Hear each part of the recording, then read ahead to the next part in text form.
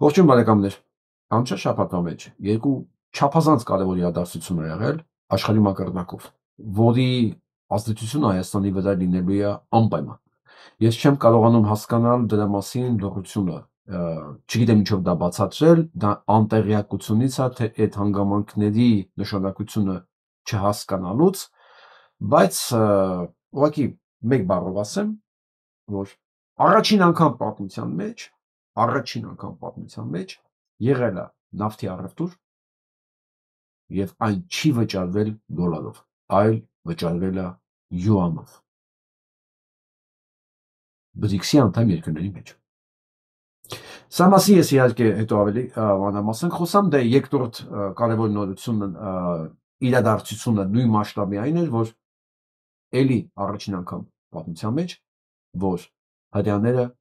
պարտվեցին դնել ամենակարևոր քաղաքում Նյու Յորքում։ Այս երկու իրադարձությունները, սրանք համաշխարհային նշանակության իրադարձություններ են, որոնց հետևանքները պատկերացրեք, ոնց որ երկուսն էլ ատոմային բոմբ այս կարգի,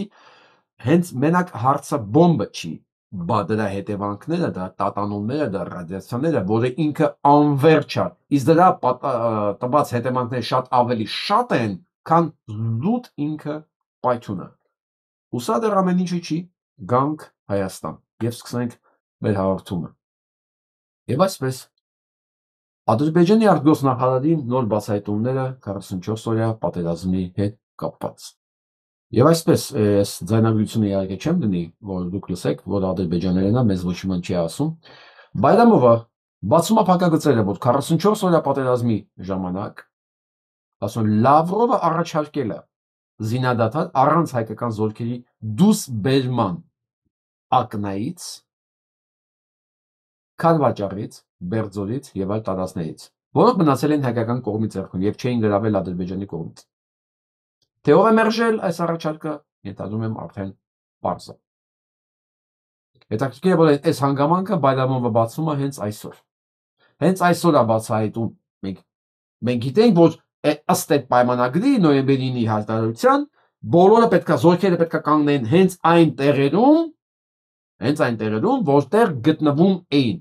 Այսինքն մեր սուտ խոսալու հետ հակում չունեցող քննչականի պետը, հա, հատուկ քննչականի պետը, ինքը հենց այս հայտարարության վրա պետք է կալանավորեր այսօր Փաշինյան Նիկոլին։ Կալանավորեր, ընդ որում նաև դատախազին, որը հրաման չի տալի կալանավորելու։ Չգիտեմ, դա պետք է ԱԱՑ-ի պետի հետ արվեր, դա ում հետ պետք է արվեր, բայց այսօր արդեն այս հայտարարության վրա պետք է կալանավորված լիներ Փաշինյան Նիկոլը։ Վերհիշելով նորից նույն ապրիլի 9-ի հայտարարությունը, ներողություն, նոյեմբերի 9-ի հայտարարությունը, ըստ որի զորքերը պետք է մնային այնտեղ, որտեղ որ կային։ Եվ Լավրովը ինքն էլ այդ մասին փաստորեն ասել է։ Լավրովի առաջարկը դա է եղել։ Բայրամովն էլ է դրա մասին ասում։ Եվ փաստորեն ասել է, չէ, ինչ եք խոսում։ Էսել։ Էլ ինչա ձեզ պետք։ Տալիս ենք։ Արեք, Զանգեզուրով, չգիտեմ, Բաղանիսով, Ոսկեպարով, էլ ինչ եք ուզում, փողը տվեք։ Ինչ ուզում եմ, անեք։ Կանեմ ձեր համար։ Հիմա ես հարց եմ տալի այդ քննչականի պետին։ Ձեզ ինչ որ իշխանա պետք։ Այն հայտարարությունն է։ Դուք սիրում եք, չէ՞, մամուլից վերցնել հայտարարությունը գործին ընթացք տալ։ Դե սպասում ձեր արձագանքին։ Բայց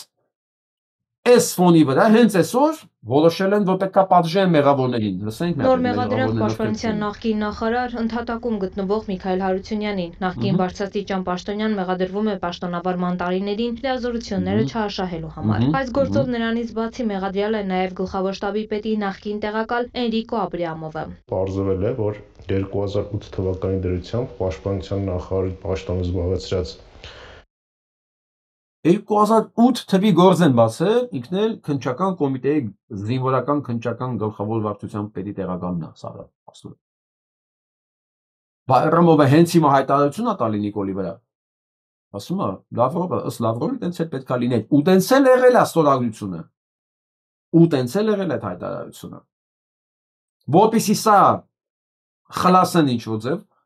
Միքայել Հարությունյան, մի մարդ, որ իրաց ձեռքում չի, մի մարդ, որ Ռուսաստանի քաղաքացի է, այսինքն դուք այսօր կարող եք նույնիսկ մահապատժի ենթարկել Միքայել Հարությունյան, որը չկա գոյություն չունի, մինես գործ արկել, որով մահապատիժ է հարցնում, այդ մարդուն նա ձեր տիրապետության տակ չի, նա Ռուսաստանի քաղաքացի է, եւ վերջ։ Էն էլ 2008 թվականի դեպքերի հետ կապված։ Ինչ արել, տուն է տվել մեկին, որ արդեն տան Մամվել Գրիգորյանի բարեկամներից մեկին։ Գործ ենք թե գործ, հայրենիքի դավաճանություն, սեյական մարդասպանություն, դիտավորյալ պատերազմ կազմակերպել, այդքան զոհեր տալ, այդքան վնասներ տալ։ Ոչ մի բան չկա։ Միլիարդներով զենք Ադրբեջանին նվիրել, ոչ մի բան չկա, ոչ մի գործ, քրեական գործ չկա։ Մեկ էլ հիշել են, որ Սասնա Ծռերի ապստամբության ժամանակ 4 միլիոնի վնաս են տվել։ Հասկանում եք սրանք ով են։ Հասկանում եք, ստեղ 4 միլիարդ դոլարի մասին է խոսքը եւ գուցե ավել։ Մենակ հանձնած զենքերն եմ ասում։ Մենակ հանձնած նվիրած զենքերը։ Չեմ ասում մնացած վնասները որ տվել է։ Ստեղ 4 միլիոն դրամի։ 10,000 դոլարի։ 10,000 դոլարի համար մարդկանց գույքերն են ուզում գրավել, բռնագրավել։ 4 միլիարդ դոլարի նվեր են տվել, մենակ զենք չեմ ասում, այս բաները, տարածքները։ Ու սրանք այս դեմքով, այս լուրջ դեմքով քննչական կոմիտեն 2008 թվականի գործականում Միքայել Հարությունյանի նախագահ։ Սա էլ վերջի չի։ Ադրբեջանը շարունակում է զինվել ոչ միայն չինական զենիթային հրթիռներով, հակաօդային պաշտպանությունով, այլև 339 միլիոն եվրոյով ձեռքաբերել 48 հատ նորաբի 52 ինքնագնաց հարձակողական հաուբից։ Սրանք այս հաուբիցները ինչ ասեմ, տեխնիկայի վերջի խոսքերն են, 48 հատ, ուսկի չէ պատկերացում Հայաստանի պաշտպանական համակարգը ինչ պետք է անի սրա դեմ, հրթիռները մի կողմից, սրանք մի կողմից, տանկերը մի կողմից, անօդաչիները մի կողմից, Հայաստանում այս ամեն ինչին հակադարձում են 2008 թվականին 10 միլիոն դրամը այնտեղ տունը հատկացել մեկին 10 միլիոն դրամ հարցագործմանը։ Սա պատասխանն է Նիկոլի հանցագործության եւ Ալիևի զինվելուն, բայց սա էլ վերջը չի։ Սա էլ վերջը չի։ Որփին լսեք, խաղաղություն նրա մասին է, որ Հայաստանից մարդիկ կարող են գնալ ավտոմեքենայով Բաքու, իսկ Ադրբեջանից Երևան։ Այնտեղ զինվում են, լսեք, այս ինչ է կարծում, սա ում համար է, ում դեմ է գնված։ Սա Ադրբեջանը հաստատ չի կարող օգտագործել Իրանի դեմ, ոչ էլ Ռուսաստանի դեմ։ Միակ երկիրը, որ նա կարող է օգտագործի, սա արագ տեղաշարժվող, հզոր, արագ կարգավորվող։ Իսկ Ուկրաինայում իդեալական գործ են անում։ Չակերտավոր եմ ասում, էլի իդեալական։ Մարսվանելու իդեալականը որն է։ Բայց շատ մոբիլ, արագ, կազմակերպված, հզոր գործիք է սա։ Գրադի նման գործիք է։ Սա երևանցիներին պատրաստում է մահանալու։ Պատրաստ եղեք, ձեր վրա ոչ միայն կրակելու են, հələ մեքենաներով գալու են մտնեն ձեր տները։ Այս մեզ դրան է նախապատրաստում։ Այս դիակի դեմքով, զգացել եք սա դեմքի արտահայտությունը։ Իստումը սա օրական սպասում են երբեն գնդակահարում։ Սա դեմքին որ նայում, ես գիտեմ, սա իր մահվանն է սպասում։ Սա չափազանցություն չի, հավատացեք։ Ես շատ լավ գիտեմ, երբ ինքը հանգիստ, երբ ինքը սենց իրան լավ զգում կամֆորտի, այս դեմքը արդեն մի մարդու դեմքը, որը չի հավատում, որ ինքը կյանք ունի երկար։ Ինքը հասկանում է, որ ինքը չկա գոյություն չունի արդեն։ Սա այդ դեմքն է։ Սա մեռած մարդու դեմքը։ Ինքը ճիշտ է հասկանում։ Ինքը ճիշտ է հասկանում։ Մեն 10%, 9% իրան չի փրկելու։ Ասեմ ավելին, կարող է պահկա հենց այդ 10%-ներ սան ուղղակի բանանի, կտոր-անի։ Որովհետև այդ 10% տականքը, որը բնականաբար տականքը պետք է լինի սա կողքին։ Դա այն տականքն է, որի համար սրբությունները գոյություն չունեն։ Երբ որ մնացած 80%-ը կարող է խնդրի ասի, մի կտրտեք սրան թողեք դատենք, նրա չէ, 10%-ի համար ինչ դատաստան։ Սա մեռած մարդու դեմքը։ ու ինքը այդ հաուբեցներին պատասխանում է, որ լսիկը ոչ միայն տեղակերպել, սպասեք, գալու են մտնեն ձեր տուն։ Մեզ պատրաստում է դրան։ Բայց սա է դա վերջ։ Իմջելոց իր այդ կոմպլիմենտար այս քծնողական ստորական քաղաքականությունը, որ չգիտի էլ ինչ անի իրանց հաջողանալու համար, ադրբեջանցիները պատասխանում են իրանց ոճի մեջ ու իդեալական։ Right?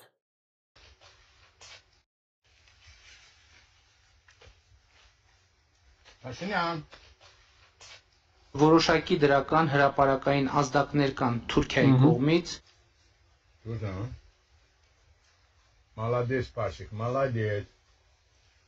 Լրիվ դրական ազդակները, լրիվ։ Լավ են չեք երակում, լավ են երակում, Փաշինյան։ Ադրբեջանի ժողովուրդը խաղաղասեր է նույնքան, որքան Հայաստանի ժողովուրդը, որքան Արցախի ժողովուրդը։ Բա ճիշտ է ասում էլի, ճիշտ է ասում էլի։ Սենց խաղաղասեր են, ոչ են գնդակահարում իրար, ո՞ց նոր են ցնջել դիմացել։ Որոշակի դրական հրապարակային ազդակներ կան։ Այո, շատ որոշակի դրական ազդակներ կան։ Շատ։ Ասեն ինչ ազդակների մասին է։ Եթե Հայաստանը որոշում չկայացնի Միջանցքի բացման վերաբերյալ, Ադրբեջանն ուժի կիրառման կմաքրի այդ տարածքները։ Բազես թվում է հրթիռային համակարգերը գաուբեցներ ինչի համար են առնում։ Ինչի համար են առնում։ Իրանք տենց էլ անելու են։ Հետո էլ դեմ են տալու ասեն, «Էս ձեր վարչապետն է նախաստորագրել»։ Այն որ ասում են խաղաղություն, սա է։ Շատ դրական ազդակներ է, հենց ինքը սա էլի նկատի ունի։ Հա, դե հիմա գիտեք ինչ, տանկն էլ է մեքենա, այն որ զինվոր են տեղափոխում, այդ Ուրալներն էլ է մեքենա, այո։ Բայց այդ տեղափոխումը մի ուղղությամբ է լինելու դեպի Հայաստան։ Ես չեմ կարծում, որ Հայաստանից մեկը գնա դեպի Ադրբեջան։ Համենայն դեպս Փաշինյան Նիկոլի իշխանության ժամանակ։ Շատ դրական ազդակներ է։ Շատ չափազանց։ Յորջ ջան, մեզ էլ ինչա պետք հասկանալ, որ բոլոր նրանք, ովքեր փորձում են այս վիժվածքին, այս ոչնչությանը կատարյալ բոլոր դրսևորումներով, ընդ որում ինքը վիժվածք է նաև նրա համար, ում ծառայում է, ում համար ամեն ինչ անում է, իրենց համար էլ է գարշելի կենդանի սա։ Հենց մենակ մի բանի համար, ինքը հայ է։ Հենց մենակ դրա համար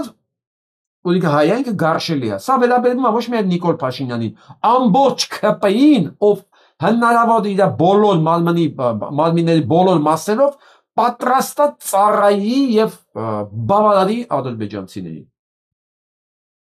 Նույնիսկ Կոլոթովոյի, հիշում եք որ ասում էր, ես իր աշկերի մեջ բավարարվածություն տեսա, երբ որ ինքը մտավ Ստեփանակերտ։ Հիշում եք։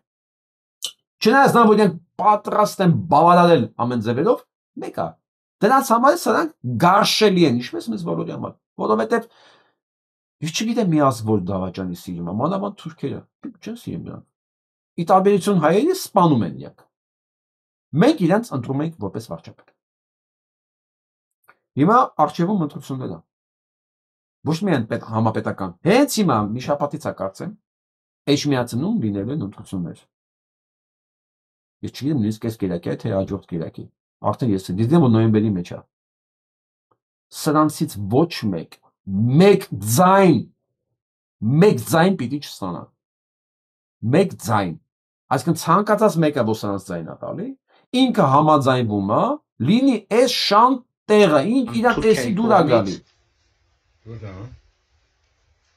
Молодец, Пашик, молодец։ Ուրիշ բան չկա սանց ասելու։ Սրանք այս վիճակին են սպասում, բայց նայեք, հետաքրքիրը գիտեք որն է։ Եթե դու նույնիսկ համաձայնեք այս շան տեղը լինեք, մեկը ձեզ սեղանի մոտիկ չեն թողելու։ Ձեզ շպրտելու են հողի մեջ, ցեխի մեջ, կլափեք այնտեղ ինչ որ կլափեք։ Ձեզ սեղան, այսինքն սեղան որ ասեմ, ձեզ ձեր հայրենիքի մեջ չեն թողելու ձեր տների մեջ ապրեք։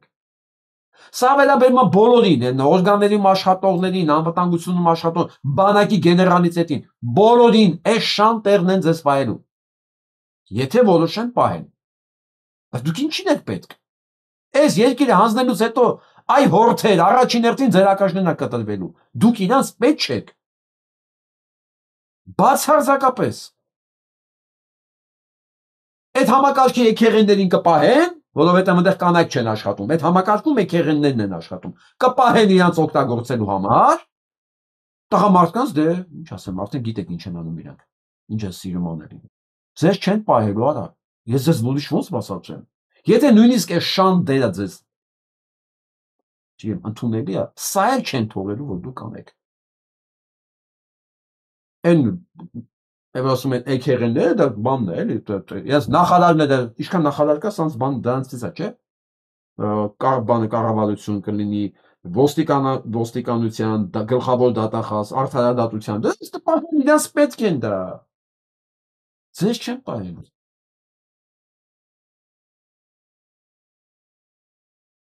Սրանք նույնիսկ այնքան են քցնում, այնքան են ստորանում, նույնիսկ թուրքերն են ասում, արա դուք որ խոսում եք ոնց որ մեր արտաքին գործերի նախարարը խոսալ, Նախարար, շնորհակալ եմ ձեր ելույթի համար, երբ դուք պատասխանում եք այդ հարցին, որը վերաբերում էր Եվրոմիությունում, մյուս կազմակերպություններում միաժամանակ անդամակցելուն, լսելով ձեր հարցին, ինձ թվում է, որ խոսում է Թուրքիայի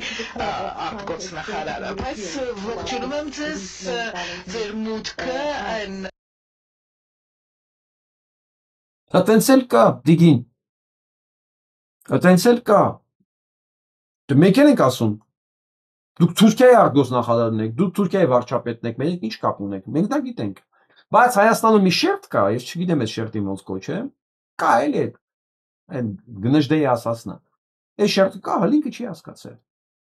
դուք Թուրքիայում հասկացել եք, Հայաստանում այդ շերտը չի հասկացել, դա իր պրոբլեմն արդեն։ Միևնույն ժամանակ Ադրբեջանը շիկահորի արգելոցում 600 հեկտար անտառ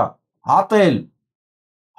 է, ճանապարհները բացել է ու մտել է հայկական տարածք։ Հայաստանից ոչ մի բան չկա, ոչ մի ձայն, 7-8 մետր լայնության ու կողքերն էլ, դե իրանը չի։ Մորթել այդ անտառները, ցախը տարել է ու եկել կանգնել է հայկական տարածքում ու դիճկեր է սարքում։ Ոչ մի ձայն, սա շիկահորի արգելոցի տարածքն է, ոչ մի ձայն Հայաստանում չկա։ Հայաստանում մեսիջներ են սպասում ու լավ մեսիջներ են գտել իրանց համար։ Շատ կարևոր մեսիջներ են լսում Հայաստանում այսպես։ Ադրբեջանի ժողովուրդը խաղաղասեր է նույնքան, որքան Հայաստանի ժողովուրդը։ Շատ խաղաղասեր է։ Մենակ մորթում են, ուրիշ բան չեն անում իրանք։ Շատ։ Ու գալիս մտնում են քո տարածքները։ Միևնույն ժամանակ Բաքուն 51 նախագիծ է ֆինանսավորել վերադարձ դեպի արևմտյան Ադրբեջան թեմայով։ 51 նախագիծ, իրանք պատրաստում են օկուպացնել Հայաստանը։ Պատրաստում են։ Հայաստանի կառավարությունն է պատրաստվում օկուպացնել Հայաստանը։ Այսինքն երկու կառավարություն պատրաստվում է իրականացնել նույն գործողությունները։ Պատկերացրու 51 հատ նախագիծ կա Հայաստանը գրավելու համար։ Բոլորը ֆինանսավորվում է, բոլորը։ Նույն բան անում է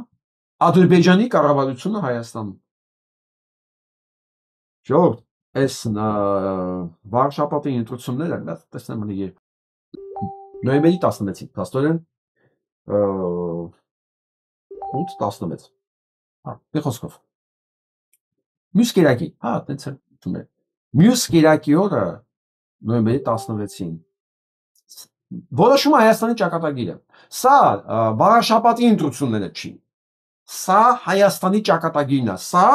մեր մոտ Սարդարապատի պատերազմը։ Ու հենց հետաքրքիր է, չէ՞, հենց վարաշապատում։ Վարաշապատում զանգերը խփված է արդեն, որ մենք Սարդարապատի մեջ ենք։ Հիմա մեր պետության ապագան վաղաշապատցիների ձեռքում է։ Դուք ունեք այնտեղ երկու հուդայի ծնունդ։ Մեկը հուդայա հոլնավորացել, մեկը հուդա, հեսա չուս կտամ այդ հուդային։ Արամ Զավենովնայի հուդանա։ Նախկինում պիցացրող Մոսկվայում պիցացրող, այսօր եկել է դարձել ամենամեծ հակառուսը։ Գիտես, փողը դրա համար են տալիս։ Աշխատես Նիկոլի համատեսա բանդուշ չի գալիս, Հիմա էլ Արամ Սարգսյանի համար է աշխատում։ Դու պատկերացեք սրանց որակը ու կարծային դեֆիցիտը, որ այդ կարգի դեբիլի վերցել են նշանակել են իրենց քաղաքապետի տեխնացու։ Ու շատ լավ է։ Շատ լավ է, այսօր գտնեք իրան դու կլսեք։ Մի խոսքով, շապացիներ, ամսի 16-ին դուք ունեք երկու հուդա, ասենք 1 ձայն, 0.1 էլ պետք չստանան։ 0.1 էլ պետք է չստանան դրանք։ Վաղաշաբաթում որոշվում է Հայաստանի ճակատագիրը։ Սա ամենայն լրջությամբ եմ ասում։ Դիտողներից ես ամեն անգամ մոռանում եմ ասեմ, սեղմեք, գրեք, տարածեք, դուք պետք է անեք, ժողովուրդ ջան, ես որ հարցումը սկսում է, չէ՞, ես այդ կնոպկեն որ սեղմում եմ, ես մոռանում եմ ամեն ինչի մասին, բացի նյութերից, որ պետք է խոսամ ես։ Մոռանում ինչ կարևոր բաներ կար ասելու, խնդրելու, որ ալիքին օգնեք, տարածեք, գրեք, սեղմեք այդ լայքի կոճակը վերջը։ Մոռանում եմ, բայց հիմա պետք է ասեմ, որովհետև սա շատ կարևոր է, զանգում եք, խոսում եք ձեր բոլոր ընկեր բարեկամների հետ, այնքան, որ ոչ մի կասկած չլինի, որ սեփական հորը դավաճանողը չի կարա ընտրվի, հետաքրքիր է, չէ՞, ԿՊ-ի ներկայացուցիչը հենց դա պետք է լիներ, սեփական հորը դավաճանողը, բացառվի դրան թեկուզ 1 ձայն ստանալը։ Ես չեմ ասում, 5%, 10%, 1 ձայն, իրանք պետք է զգան, որ տոտալ մերժված են, որ ոչ սպասենք մինչև ընտրություններ, որ այսօրվանից սկսեն խառակիրի անել իրանց, այսօրվանից սկսեն փախնել, այսօրվանից սկսեն իրար դավաճանել, սրանց մահկանացուն պետք է կնքվի հենց վաղաշաբաթի ընտրություններում։ Կամ մենք կկնքենք մեր մահկանացուն, ընտրությունը մեծ չի։ Չնայած այս ամեն ինչին, մարդիկ չեն մոռանում, որ անհրաժեշտ է պահպանել Արցախի ժողովրդի վերադարձի իրավունքի օրակարգային կարևորությունը, քննարկվում է Ֆրանսիա-Արցախ բարեկամության շրջանակների հետ։ Այսինքն process կա։ Տեսեք, չեն ասում, այսօր գնում ենք,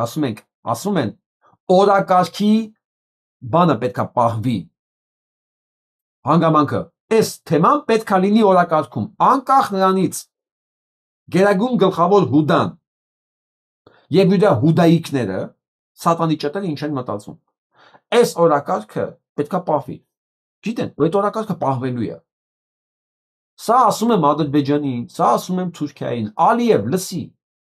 Դու վերջացած մարդ ես, քեզ քո հրավիրած ռաբիներն էլ չեն կարողանալու փրկել։ Իմիջիայլոց դա ձենձուն չկա։ Ոնց արդեն պետք է եկած լինեին։ Ես ոչ մի ինֆորմացիա չեմ տեսնում այդ մասին։ Նույնիսկ գանել, ես ասեցի, չէ, 2 կարևոր իրադարձություն է եղել աշխարհում։ Դրանք կորցրեցին Նյու Յորքը, Նյու Յորքից սկսելու է Ամերիկայի Միացյալ Նահանգների դեօկուպացիան, ապա գաղութացումը։ Ինչի՞ մեջ ես ասում եմ, գաղութացված երկիր է Ամերիկայի Միացյալ Նահանգները։ Այն գաղութացած է Իսրայելի կողմից։ Տեսնում եք, փոքրիկ երկիրը գաղութացել է մի հսկայական երկիր։ Այս երկրի դեօկուպացիան սկսվել է Նյու Յորքից։ Մյուս դեօկուպացիան Ամերիկայի այն, ասենց ասեմ, ողնաշարի կոտրելը այսօր է եղել։ Սաուդյան Արաբիան նավթ է գնել Չինաստանից վճարել է յուանով։ Սա մասին դեռ մենք խոսանք։ Հենց որ Ալիև, դու հույս չունենաս ոչ մի բանի։ Ոչ մի տեղից այդպես մի հզոր աջակցություն չես ունենալու։ Իսկ եթե չէ, այս 16-ին ձեր երկուսի տանդեմի մահկանացուն կնքելու վաղաշաբաթն ու դու կտեսնեք։ Ու այս ընթացքում որոշում եմ, որ Մերձավանում պետքա վերադառնան այս սրանց ընտանիքը,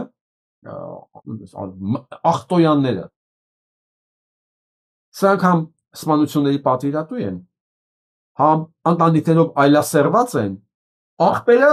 աղբոր կնոջ հետ քնող փախած են գյուղից, համ մեղադրական կան վրեքները, համ գյուղացիները հասկանում են, ասենք պիղծ են, սրանք իրավունք չունեն իրենց դպրոցում ապրել, ընդ որում այդ կինն էլ դպրոցում դաս է տալիս։ Սրանք ինչ երեսով են գալու։ Արա մի քիչ ինքնասիրություն ունեք, դուք պետք է ինքնասպան եղած լինեիք արդեն։ Այն ժամանակ կարող է գյուղացիներն ասեն, արա դե լավ ինքնասպան եղավ։ Թողեք թողոնը գյուղի գերեզմանում թաղեն։ Կարող է։ Բայց դրա Նույնիսկ դուք դրան ունակ չեղաք, արա։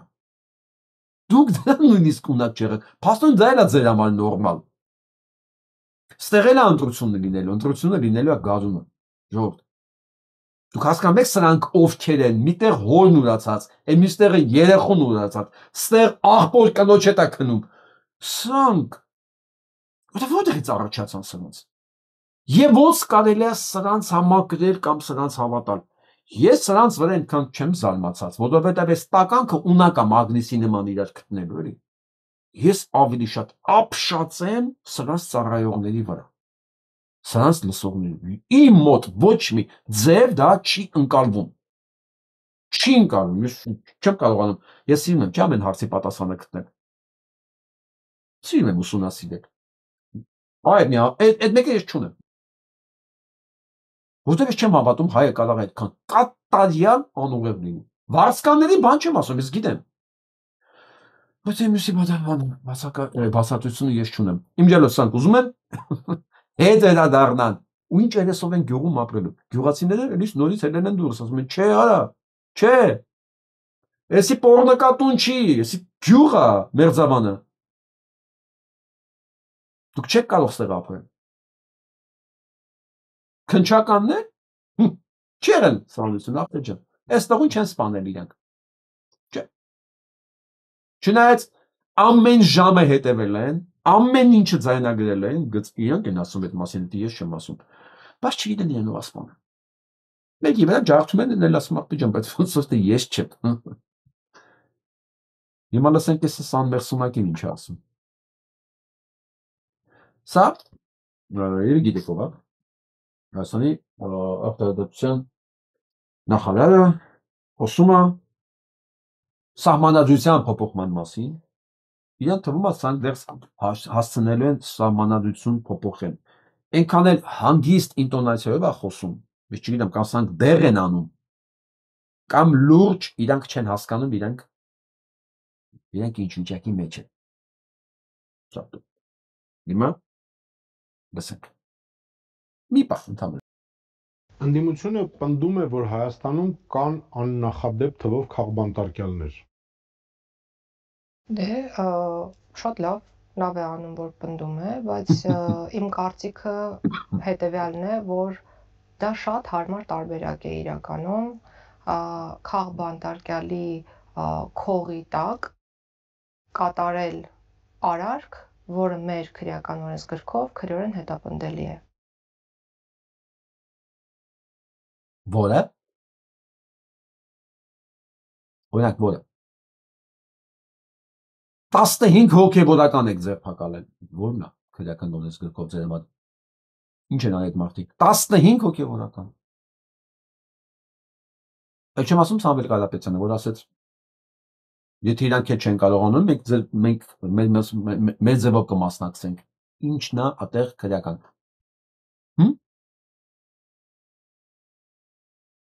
Այսինքն ոչ մեկ չունի անձեռնմխելիություն Իդեպ դուք եք անկախ իր քաղաքական հայացքներից կատարելու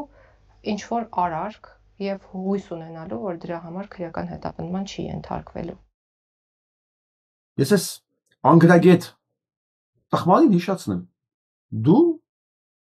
որպես արտադրության նախարար, հիմա պետք է հրաժարական տված լինեիր, առնվազն, որովհետեւ քո փակեցին եկեղեցին,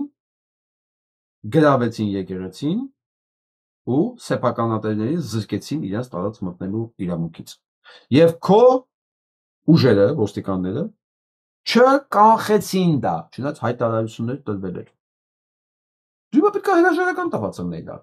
Բայց իհարկե 45 միլիոն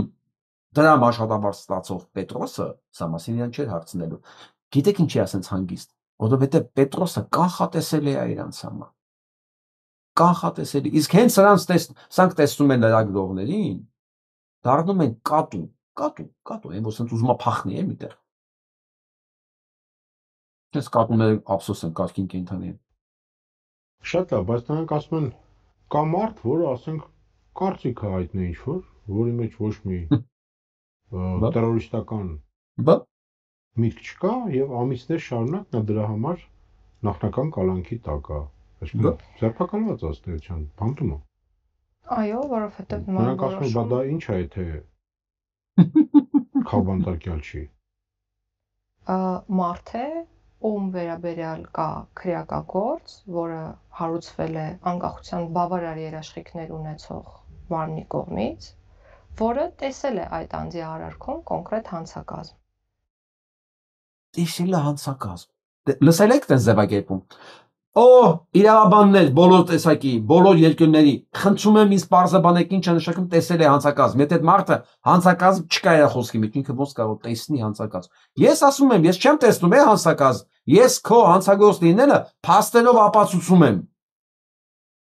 Ես չեմ տեսնում հանցակազմ։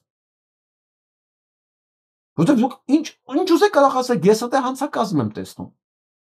Մենք փաթաթած ունենանք Նիկոլին, քո հետ միասին, թե դուք ինչ եք տեսնում։ Ինչ է տեսնում, այն մանմինը տեսնում է հանցակազմ։ Ուսա ասում է նախարար։ Ես որպես քաղաքական պաշտոն զբաղեցնող անձ, իհարկե չեմ կարող խորանալ յուրաքանչյուր կոնկրետ դեպքի մեջ եւ ասել, այ այս դեպքում իմ կարծիքով հանցավոր արարք կա, իսկ մյուս դեպքում ոչ։ Ես ուղղակի պարտավոր եմ հաշվի նստել իրավապահ մարմինների գործունեության հետ։ Հա, ինքը կապ չունի դա։ Եթե իրանք ասում են նշանակումը ճիշտ է, հաշվի առնի։ Եվ հույս ունենալ, որ բավարար ապացույցներ կան մարդկանց մեղադրանքներ առաջադրելու։ Դե տեսեք, հարցը ո՞րն է, մինչև մենք ասում ենք հույս ունենք կան, հույս ունենք չկան, այդ մարդը ամիսները գնում են։ Իսկ մարդիկ կալանքի տակ են մնում փաստացի բանտարկված։ Պետք է իրավաբաններ բոլոր երկրների խնդրում են պարզաբանեք ինչ է նշանակում հույս ունենանք։ Դա ինչքանով է իրավաբանական կատեգորիա։ Ես չեմ կարող որպես դիդիժոր հույս ունենալ, որ մարդը որ չգիտի ֆլեյտան ոնց են նվագում, ինքը կնվագի։ Եթե ես այդ հույսով կանգնեմ պոդիումին եւ չապտամ, ակնկալեմ որ կնվագի, ես կունենամ ոչ մի բան։ Պարավալ։ Նույնիսկ երաժշտության մեջ, որ ինքը ճշգրիտ գիտություն չի, հա, ոմանց համար, դե ինքը ասենք զգացմունքային արվեստ է։ Նույնիսկ այնտեղ չի կարող լինի այդ հույս ունենալ կատեգորիան։ Սա իրավաբանություն է։ Դուք մարդուն ազատությունից եք զրկել, հիմնավոր մեղադրանքը դրել եք վրան, սեփականությունից եք զրկել, միլիոնների վնաս եք տվել, հույս ունենանք իրավաբաններ բոլոր երկրների։ Խնդրում եմ հիմնավորեք ընդհանրապես կարող է լինի այս կարգի հարաբերությունների մեջ հույս ունենալ կատեգորիան։ Այո, եւ դա շատ վատ է, որովհետեւ մեկը չի ասում լավ արդար է կամ արդար չէ, ես կարող եմ նշել հետեւյալը, որ ասում այո, հատված վատ է։ Հա, սպա վատ է, բայց չէ բայ։ Այո, դուք հանցագործ եք։ Դուք հանցագործ եք։ Քանի հնարավորություն եք իդեպ բանտերը ձեր տնօրինության տակ է, ձեր կուրացիայի տակ է, սարքեք ձեր բանտերը, որտեղ ձեզ ընդ է սպասում։ Այդ ձեզ դիրքով է սպասում։ Ցանկացած ուշացում միշտ վատ է ու մենք առաջինն ենք, որ դա արձանագրում ենք։ Այսինքն որպես քաղաքականություն մշակող մենք չենք ասում միայն դե ուշացած արդարադատությունը միայն դատարանների եւ իրավապահ համակարգի գործն է, մենք փորձենք անում մշակել այնպիսի օրենսդրական նախագծեր, որոնք հնարավորություն չեն տա, օբյեկտիվ հնարավորություն չեն տա իրավապահ մարմիններին եւ Իրանք նոր են մշակում այդ օբյեկտիվ օրենսդրական մշակումները, որոնք հնարավորություն չեն տա, բայց գիտեք, այդպես մշակումներ կարող է տարիներ տևի։ Եվ ըստ սրանց այդ մարդը տարիներով, այդ մարդիկ տարիներով պետք է նստեն բանտում, սպասեն, միջև սրանք ինչ-որ բաներ պետք է մշակեն, սրանք, որոնք առ այսօր իրենց բոստանը չեն կարողացել մշակեն, որ մի հատ լոլիկ աճի այնտեղ։ Բայց պետք է մի ամբողջ օրենսդրական համակարգ մշակեն, որ սա sense բաներ չլինի։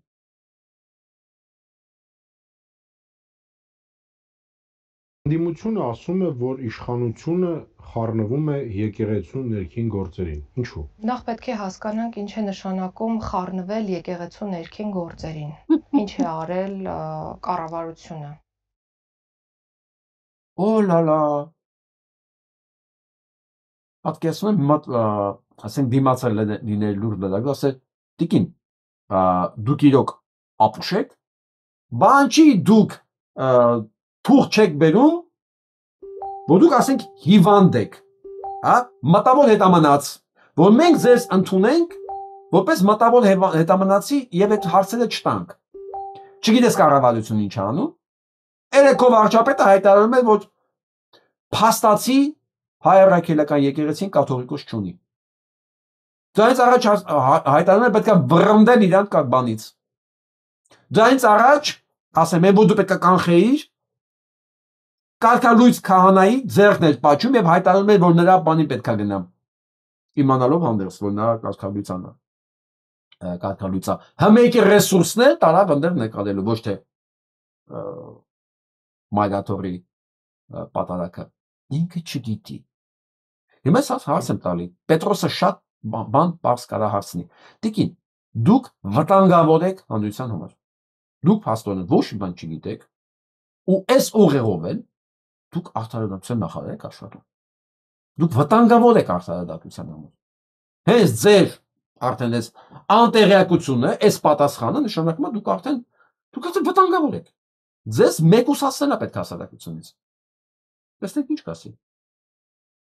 Եվ կառավարությունը ինչպես կարող է խառնվել, ըստ որևէ կաթողիկոսին փոխել։ Ինչ գործիքակազմ ունի կառավարությունը։ Դուք խոսացել եք տիկին վարչապետի հետ։ Դուք խոսացել եք։ Փաստորեն ինքը ասում է կառավարությունը ոչ մի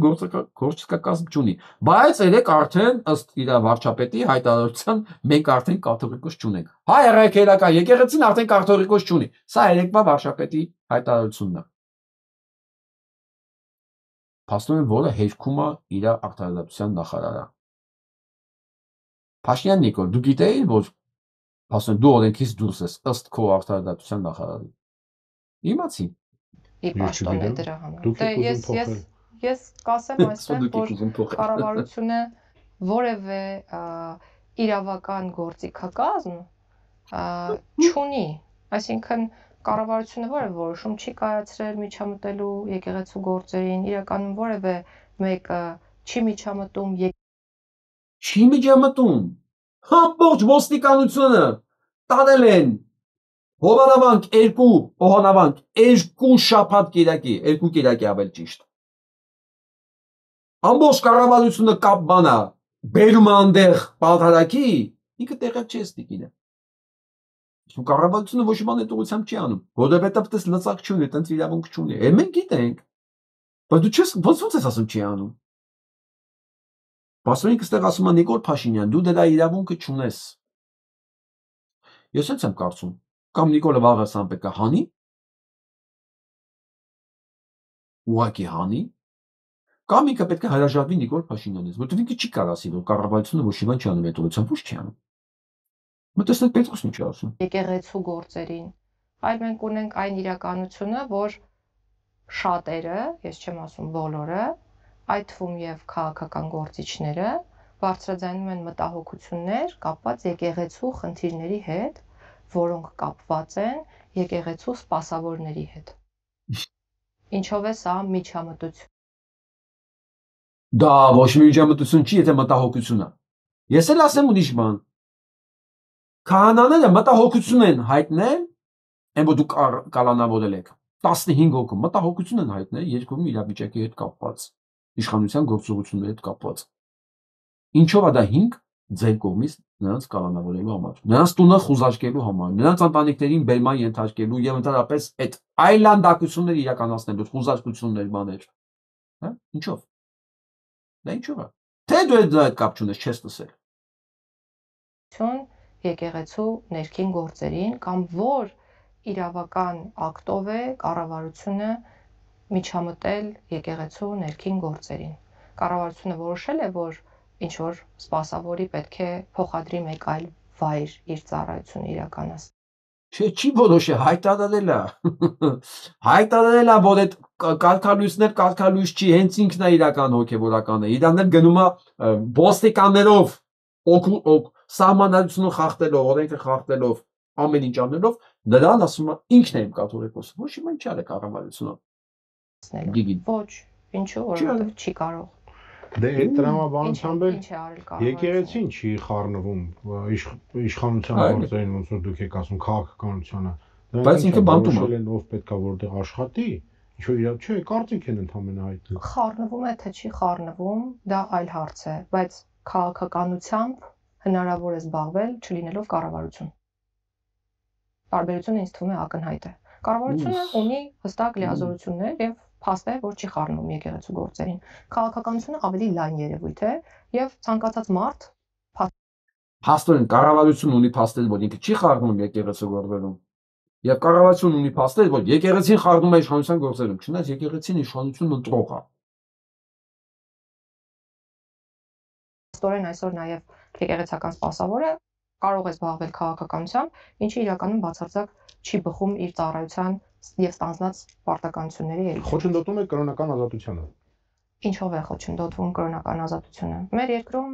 մտքի խղճի Ինչով եք խոչընդոտում։ Էլի տեղյակ չես։ Դու վտանգավոր ես հասարակության համար։ Ասեմ ինչով եք խոչընդոտում։ Փակել եք եկեղեցին, չեք թողում իր ծառայողները մտնեն իրենց գործը իրականացնեն։ Ու ձերբակալում եք մարդկանց 15 հոգու բոլորին նույն ժամին կիրակի օրով կանչում եք հարցաքննության, իմանալով անդրս, որ այդ մարդիկ պետքա ծառայություններ մատուցեն։ Դիմումներ եղել է, չի եղեք ես դիմում, հա, տեղյակ չես, հա, երևի։ Կրոնի ազատության իրավունքը ճանաչված է սահմանադրորեն։ Սահմանադրորեն մենք ոչ թե կրոնական պետություն ենք, այլ իրավական պետություն ենք։ Մեր երկրում գործում է հստակ իրավական համակարգ, եւ իրավական համակարգի տարերի որևէ խախտում ես չեմ նկատել։ Չեմ նկատել, որովհետև չեմ ուզել նկատել կամ չեմ տեսել, որովհետև չկա։ Մոդայ ով բռնացնում հարցնում է դու գնացել ես պատալակին։ Որ պատալակին ես գնացել։ Հայ մեր կարաս ասես իսկ գուցե այն մարդիկ են խոչընդոտում, ովքեր որ նման հարցեր են տալիս եւ փորձում են ճնշել այն մարդկանց եւ սահմանափակել իրենց իրավունքը, ովքեր որ ուզում են գնալ մասնակցել որևէ պատարագի։ Կամ իրենց միտքը եւ կարծիքը հայտնել որևէ երևույթի վերաբերյալ եւ կամ որևէ սպասավորի վերաբերյալ։ Իսկ ինչու ենք մենք անընդհատ քննարկում մի կողմի պահվածքը, քննադատելով դա եւ ընդհանրապես քննարկման առարկա չենք դարձնում այն մարդկանց, որոնք ասում են ինչու եք խոսում։ Իսկ ինչու եք դուք ասում, որ չպետք է խոսել խնդիրի։ Տարբերությունը գիտես ո՞րն է։ Տիկին։ Որ մի կողմը շանակում է իր կառավարելը, այն մյուս կողմը նստած է բանտում։ Զգացի՞ր տարբերությունը։ Թե քո համար տարբերություն չկա որտեղ։ Բայց հասկանում եք, երբ որ մեկը այս չխոսալու դիմաց 45 միլիոն դրամ աշխատավարձ է ստանում տարեկան։ Կարա եւ չխոսեք մասին։ Խնդիրների մասին։ Գուցե դուք եք սահմանափակում մարդկանց իրավունքները, որոնք որոշել են խոսել խնդիրների մասին։ Տիկին Գալյան, այն գաղտնի տեսագրությունները, ձայնագրությունները, որ երբեմն ի հայտ են գալիս, դրանք օրենքի կոպիտ խախտում են եւ մարդու իրավունքների։ Դրանք նույնպես ձեր ոլորտից դուրս են։ Այդտեղ վեճ չկա, որ դրանք խախտում են մարդու իրավունքները, անձնական կյանքի գաղտնիությունը։ Վեճ չկա։ Վեճ չկա, բայց կանոնավորված չեն, բացահայտված չի եւ նյութերը տարածվում են։ Ընդ որում իրակուսակիցներն են սպառնում են նոր ձայնագրություններով։ Վեճ չկա տեղ։ Իր վարչապետն ասում է ես ունեմ այդ փաստերը, վեճ չկա տեղ։ Դա հանցագործություն է, բայց այդ հանցագործությունը քաղաքացիների համար իրանք հանգիստ դա կարող են իրականացնել։ Ահա աշխատողներ։ Եվ որ ես տեղադրել եք, դուք լավ գիտեք ովքեր արել։ Դուք գիտեք, որ ձեր շեֆերն եմ գիտեն ովքեր ասեն, ով այդ բաժինը աշխատում է, գիտի, որ ինքը արդեն արդարադատության նախարարն էլ նույն բան ասում, դատախազն էլ նույն բան ասում, որ դուք հանցագործ եք։ Դուք հանցագործություն եք իրականացրել։ Ճիշտ է, հələ չենք գտել ով է տարածել, ով է արել, չենք գտել, բայց մենք գիտենք, որ դուք էլ գիտեք, որ ով է արել, ձեր շեֆերն էլ գիտեն, սրանք էլ գիտեն։ Մենք բոլորս գիտենք, որ դուք արդեն պատանդ եք ձեր առած գործերի համար, դուք արդեն պետք է շարունակեք մյուս ծառայությունները մատուցել, որպեսզի չհարտնվեք բանտում, որովհետև այդ կամպրոմատները, որ ձեր վրա կա, որպեսզի դա մի օր այս իշխանության օրոք չբացահայտի, դուք պետք է շարունակեք հանցագործություններ իրականացնել, նկարել, մի խոսքով։ Որտեղ սա է ձեր համակարգը։ Ու այս դեմքով ինքը կարա պնդի, որ խոսք չկա, որ դա հանցագործություն է, բայց ես չգիտեմ ով է։ Դուք չգիտեք ով է։ Դուք նույնիսկ չգիտեք, որ լրատվականն է տարածը։ Չգիտեք։ Լավ։ Դուք չգիտեք ովքեր են հանցագործություն անում, բայց դուք մի բան հստակ գիտեք։ Դες փող է պետք։ Ամեն գնով փող է պետք։ Եվ կտան պարտադիր ապահովագրություն տարեկան ամեն մեկի վրա պետք է նստի 129,000 դրամ։ Всё։ Փող է պետք։ Այս երկու դիակներին տեսնում եք։ Փող է պետք իրենց։ Իրանք չգիտեն ովքեր են հանցագործություն անում, իրանք չգիտեն ովքեր են նկարում, իրանք ոչ մի բան չգիտեն, իրենք գիտեն որ իրենց փող է պետք։ Վերջ։ Այ դա ոնց քերել ժողովրդից, այդտեղ խնդիր չկա։ Դե հիմա ովքեր սիրում են այս կարգնակերպությանը, այս դիակներին, այս հրեշներին, իրանք էլ նույնպես պետք է տարեկան, ամեն մեկը 129,000 դրամ։ Ունես, չունես, վերջ։ Էլ բուժումը պետության վրա չի։ Չունես, պրծար դու։ Շարունակեք սիրել Նիկոլ Փաշինյանին։ Միակ բանը, որ իրանք կարողացել են հաջողությամբ իրականացնել, դա թալանն է։ Ու շարունակում են իրականացնել։ Սա էլ գիտեք, այնց բան է, որ Յուդային եւ բան չի չկա արդեն։ Նիկոլին սիրում ես, Նիկոլին լայք ես դնում, իր համար ծառայում ես, թե չէ, պետք է վճարես։ Այ։ Շնորհակալ։ Մի այսպիսի կապիկ ունեինք է էկոնոմիկայի նախարար։ Բոլորը գիտեն, որ սա հանցագործ է։ Բոլորը գիտեն ով է սա։ Բայց իրան բռնել են։ Գիտեք, երբ 2008-2014 թվականներին կատարած հանցագործությունները են։ Կապել են 2008-2014 թվերին։ Նոր են իմացել։ Այս լրիվ են անեկդոտն ասում, ես նոր եմ իմացել։ Ցեղասպանության մասին էլ իրանք նոր են իմացել։ Մի գործել, մի փոքր մասով էլ իր նախարար եղած ժամանակ իր կատարած հանցագործություններին է վերաբերում։ Այն որ այս Շարիկովը հանցագործ էր, իր ամբողջ կառավարման ընթացքում սա մասին անընդհատ փաստեր էր ներկայացում, անընդհատ։ Բայց դրա մասով խուլ ու համրեին այնքան դեպքում, միջև մի բան եղավ, որ ասեցին չէ լավ, գնա։ Թե հիմա ինչի դիմաց են սրան դատում 2004 թվականը, երևի պետքա իրար հետ մյուսներն 9 հոգել հետն են դատում։ Ներկայացել են, հիմա չեն դատելու, հա, դուք տեսել եք, այս 7 տարվա մեջ մեկը իրականում դատի։ Տեսել եք այդպես բան, մեկը իրականում դատվի իր կատարած հանցագործությունների համար։ Ընդ որում, եթե դատվելու լինեն, Հայաստանի մի զգալի տոկոս պետք է նստած լիներ։ Հիմա իրանք ոչ մի նստած չեն, կառավարության մեջ են նստած։ Հա, նստած են, բայց ազգային ժողովում, նախարարություններում, վարչություններում բոլոր նստած են։ Ուժային մարմիններում։ Հիմա սրան, այս Շարիկովին, ինչ որ մի բանի դիմաց դատում են։ Ինչ որ մի բանի, որը կապ չունի իրականում այս հանցագործությունների հետ։ Այս հանցագործությունները մեջտել եղել է Պապկով սրան վրա։ Հիմա ոնց որ այս ձայնագրությունները տարածողները որ կա ձայնագրել են, սրանցն էլ գնաց Պապկով։ Հետո մի հատ առիթ կլինի, սրանց գործերը դուրս կգա ջրերես, բայց այնպես չի որ այս գործի մասին իրանք չգիտեին։ Չէ, հիմա ինչ որ մի բան ա եղել, դրա համար էլ այս գործերը դուրս ա գալիս։ Բարձա։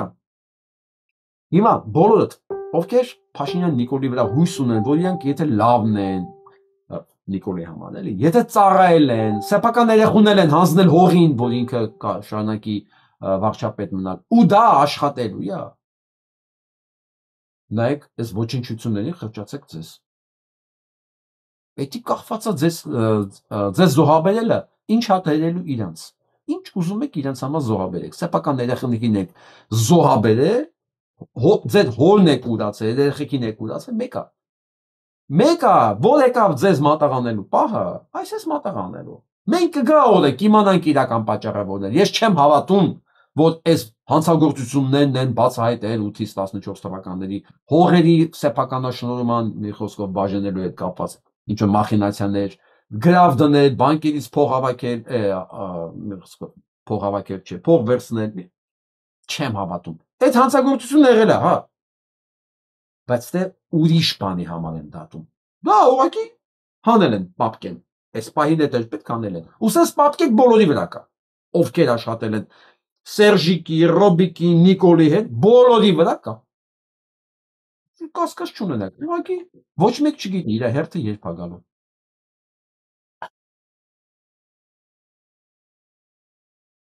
Սամսունգ Ժողովուրդ, ձեզ ինչու չի հետաքրքրում կաթողիկոսը երեխա ունի, թե ոչ։ Անհանգստանում է Նիկոլ Փաշինյանը։ Այս հարցը ինչի չի հնչում Հայաստանում։ Իրանք երկու նեղված է, չէ՞։ Այս հարցը ինչի չի ուզում։ Արա մեզ չի ուզում։ Այ ոչինչ, մեզ ավելի շատ ուզում է դու մեր երեխեքի խիտ արած սպանեցիր։ Թե կաթողիկոսը ինչի ունի երեխա, ինձ ընդհանրապես հետաքրքիր չի։ Մեր կյանքը դու ես թունավորում, կաթողիկոսը չէ։ Կաթողիկոսը ոչ մեկին կյանքից չի զրկել այդ տականք։ Դա մեզ հետաքրքիր չի։ Ինքը չի կարողանում հասկանա, թե ինչի իր օրակարգը սենց մեծ տարածում եւ աջակցություն չի գտնում։ Ոչնչություն, որտեղ դա հայ մարդուն հետաքրքիր չի, բայց լսենք ինչ են ասում։ Հասարակական գործիչը բացատրում է, թե ինչու է հասարակությունն անտարբեր կաթողիկոսի երեխա ունենալ-չունենալու հարցում։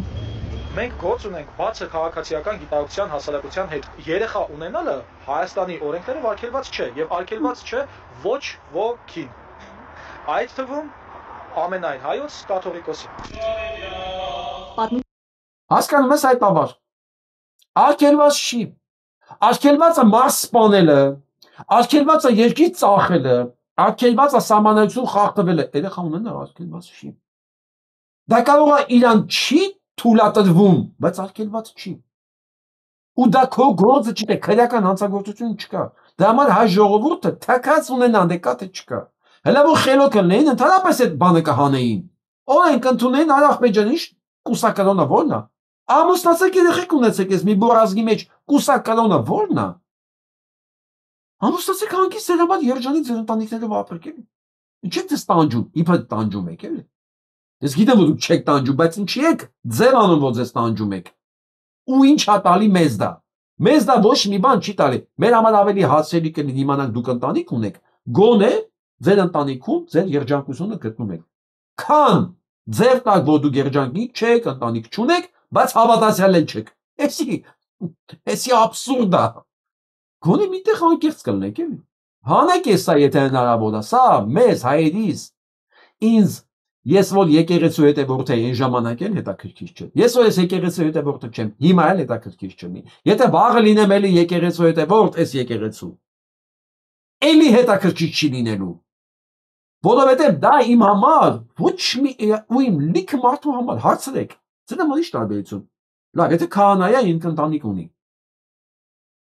Եպիսկոպոսը չունի։ Քեզ դա ինչ է տալի հասարակ մարդ։ Ես չգիտեի էլ մինչև հիմա որ քահանան կարող ունենա, եպիսկոպոսը չունենա, որտեղ իմ կյանքում դրանից ոչ մի բան չի փոխվում։ Ինձ ուրիշ բան է հետաքրքիր։ Որ եպիսկոպոսը քահանան, որ ես գնում եմ մոտը,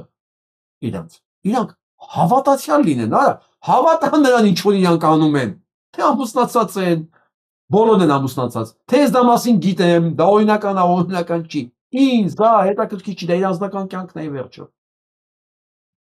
Ությունն էլ արձանագրել է ընտանիք, կին ու երեխաներ են ունեցել Գրիգոր Լուսավորիչը Սահակ Պարթևը։ Եկեղեցական կանոնակարգի փոփոխություններով է բարձրաստիճան հոգևորականների առաջ չամուսնանալու պայման դրվել։ Եվ ուրեմն, եթե անգամ կաթողիկոսը երեխա ունի, նա հակապետական որևէ բան չի արել։ Եկեղեցական կանոնակարգն է շրջանցել։ Դատողը եկեղեցին պետք է լինի։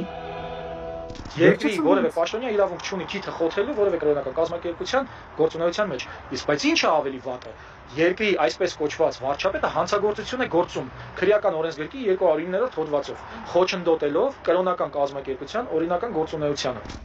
Եվ Փաշինյանը, որ խոսում է ժողովրդի անունից ու որ հասկացել է մարդիկ անտարբեր են կաթողիկոսի երեխա ունենալ-չունենալու հարցում, գուցե դադարեցնի հակաեկեղեցական արշավը։ Չէ։ Փաշինյանը չի նահանջելու ամենայն հայոց կաթողիկոս Գարեգին II-ին հեռացնելու ծրագրից։ Կտրիչ ներսիսանը կաթողիկ ոչ չի։ Սա ուղղակի ցանկություն չէ։ Սա մասի չի լսել արտադրության նախարարը։ Ընդհանրապես կապ չունի, չի լսել։ Լավ գրողից ոնց է իրան։ Իրանք գրողից ոնց է։ Հիմա տեսեք վաղարշապատում ով է առաջադրվել եւ ով է ուզում դառնա այդ համայնքի ղեկավարը։ Վաղարշապատ է մեր հոգևոր կենտրոնի։ Սա Մոսկվայում պիցացրող այնտեղ է պայքարում ոնց է եկեղեցու Բաքում նրանց համար են վազվզում եկեղեցու Բաքում Մոսկվայի եկեղեցու Բաքում այնտեղ են վազվզում որ հանկարծ ոչ մի օգնություն ոչ մի ցույց բան չլինի Արցախի պատերազմի ժամանակ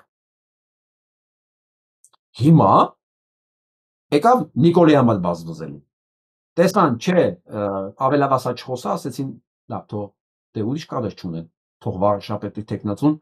Զավենովնայի կողմից սա լինի հոգևոր կենտրոնի բնակիչներ լսեք սա երկու ձեռքս կկտրե Քոչարյանասերժական եւ պրոռուսական տեխնացուների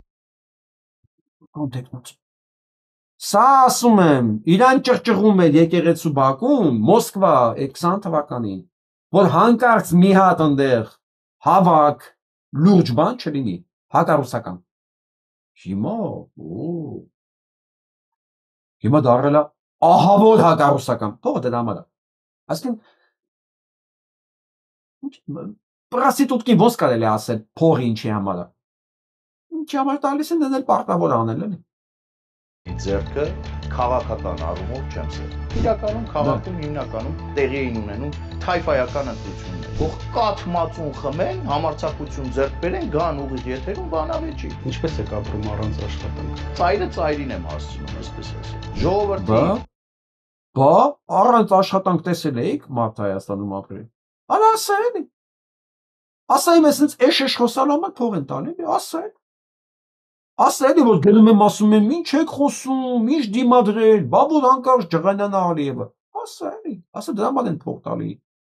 ասա որ կապիտուլյացիան է փրկությունը այդ եմ ասում դրա համար են փող տալիս մեր հոգևոր մայրաքաղաքի բնակիչներ ահա թե ում պետքա մերժել կատեգորիկ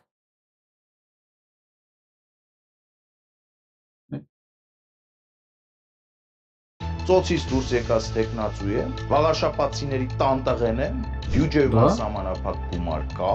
նոյեմբերի 9-ին հայտնվես կառավարության շենքում ջարդարարների կողքին ու մտածես համայնքի մասին։ Սա այսպես չի լինի։ Ասում այդ մարդիկ նոյեմբերի 9-ին պետքա ուրախ լինեին, որ Արցախը վերջապես տվեցին, կապիտուլացվեցինք, հասկանում եք։ Սա փաստորեն մեղադում է բոլոր նրանց, ովքեր դժգոհ են նոյեմբերի 9-ից։ Ու սա հույս ունի,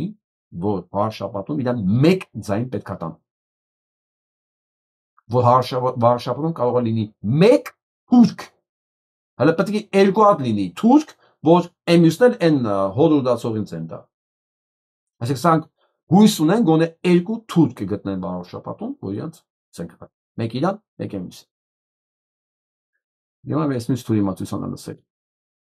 Դուք Գյումրու դեպքերից տեսանյութեր եք ուզում որպեսզի հասկանաք բռնությունը, թե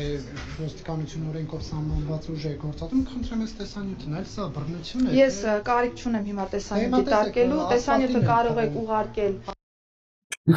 Կարող եք ուղարկել, ինքը չի տեսել, չգիտի։ Այնա չի տեսել, չգիտի, սրանց բոլոր բանը պատասխանները նույնն են։ Հələ կողքիններն եմ ուզում ասեմ։ Տղեկ դուք տեսել եք, որ դուք եք նկարվում։ Դուք տեղյակ եք, որ դուք հանցագործ եք հիմա սրա համար ծառայելով։ Դուք եք չեք տեսել էդի։ Ձեր համար մեկը ձեզ փողը ինչի համար են տալի։ Ո՞րից չեմ հասկանում։ Ձեր համար մեկը ձեզ փողը ինչի համար են տալի։ Դուք ինչ եք անում, սրա հետևանքները ինչ է լինելու։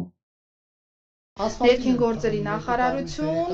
ես բացատրեցի ֆիզիկական ուժի գործադրման եւ ծեծի կամ մնացյալ դրվագների տարբերությունը ուղարկեք ներքին գործերի նախարարության անվտանգության վարչություն կդիտարկենք, եթե հիմքեր լինեն անպայմանորեն վրա կհասնի։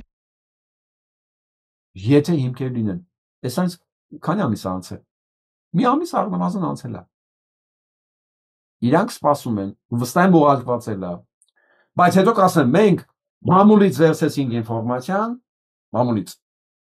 կամ են չիրազեկված չքաղաքացին են անազգ, անսեր, անհայրենիք Իոնիսյանը մեզ ուղարկեց դիմում և մենք մի անգամից կալանավորեցինք, մի անգամից, մի գիշերվա մեջ։ Իոնիսյան ուղարկել ես, թե չէ։ Այդ տղա ձեն անի, արդարացի, ասա ես ուղարկել եմ, սրանք են հանցագործ չեն ընթացք տվել, եթե չես ուղարկել, ուրեմն դու ես հանցագործ։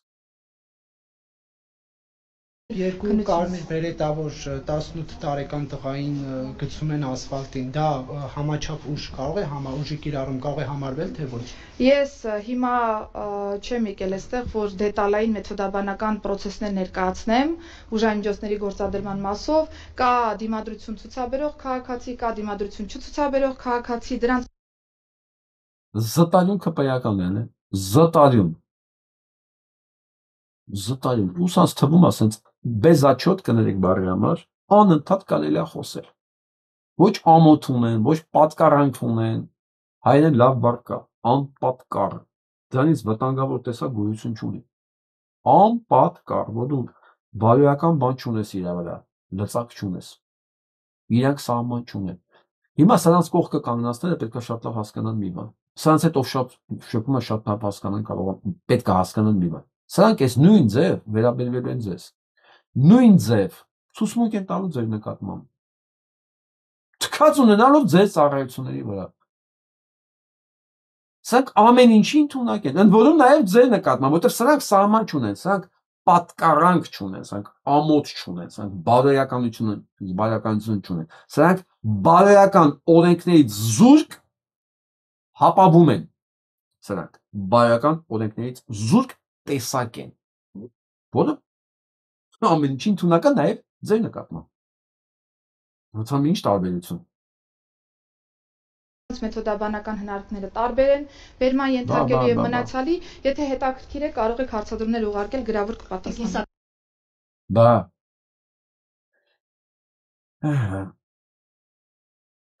Սա նայք են։ Ասում են ինչից է, որ Արցախը թալանացնել ԿՊ հովանու տակ են մտել։ Ինչից է։ Ոնց է օրինակ Արցախը թալանացները, Արցախը հանձնածները, ԵՄՊԿ դատված լինեին, ոչ մեկ չեն դատվել Արցախում, փախել են թալանացներով, հանձնելով, դավաճանելով ամեն ինչ։ Հիմա այսօր լավագույն կտորներն են վայելում Հայաստանում։ Ինչի՞, գիտեք ինչի՞։ Հայ են, բոլորը իրար հետ հայ են։ Մի քանի ընդամենը տեղեկություն։ Արցախի տարբեր պաշտոններ զբաղեցած ԿՊ գրասենյակում մուտք ու ելք ունեցող Արման Հակոբյանը Արցախի շրջափակման օրերին հաջողացել էր Հայաստան փախչել եւ գնել Ծառուկյանին պատկանող մի քանի 100 գազալցայակայաններ։ Ես այդ ժամանակ Հայաստանում ես դրա մասին գիտեի, ես ասում եմ, սա անհնար է։ Ասում են sense բան է, վարդան։ Sense բան է խոսում։ Ծառուկյան Գագոն իր գազալցայակայանները ծախում է Ղարաբաղից փախած մեկին։ Նշանակում է սրանք փողերը վերցրել ու փախնում են Հայաստան։ Ասում են դե չէ, երևի sense ներս պատերազմը վերջանալու է։ Կարող է մի հատ գազալցակայան մի հատ Ղարաբաղցի առնում, դուք էլ սարքել եք հայոց պատմություն։ Ես չէի հավատում դրան։ Փաստորեն սա ճիշտ է։